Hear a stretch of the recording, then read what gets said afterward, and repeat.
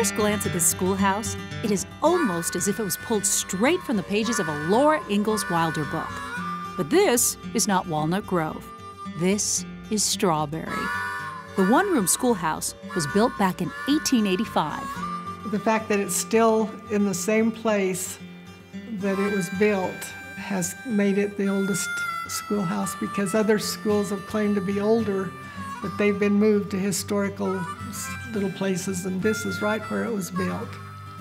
So it gets to keep the title.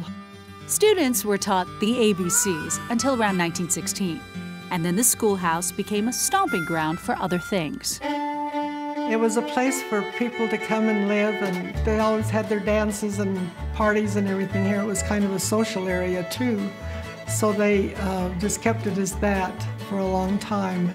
Through the years, the little schoolhouse dodged a demolition bullet and eventually reopened its doors to the public to show what school was like back in the day. Well, so many people come in and, oh, they just are so happy to look, and they say, ooh, I went to a school like this. Or they'll come in and say, oh, this looks like Little House on the Prairie. Of course, today's students, well, their reaction, a little bit different. They just love looking around, and they're surprised at when I show them the inkwell holes that they had to dip their ink, you know, and write with that.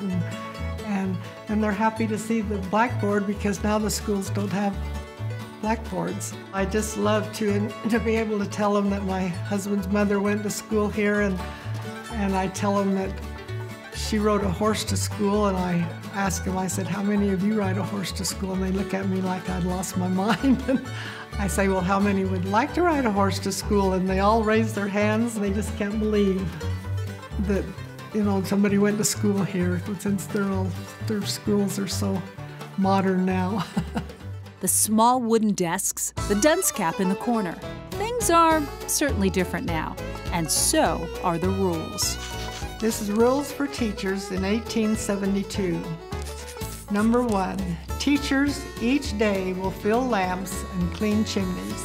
Women teachers who marry or engage in unseemly conduct will be dismissed. Men teachers may take one evening each week for courting purposes, or 2 evenings each week if they go to church regularly. Ah yes, times have changed. Need more proof? Well, check out the antique American flag hanging on the wall. More people enjoy looking at that flag than most anything that's in here. They just love looking at that flag because it's only 42 states. For Mary Hunt and the town of Strawberry, this schoolhouse remains an important point of pride. It's really not anything very fancy or anything like that, but I just can't believe all the visitors that come here.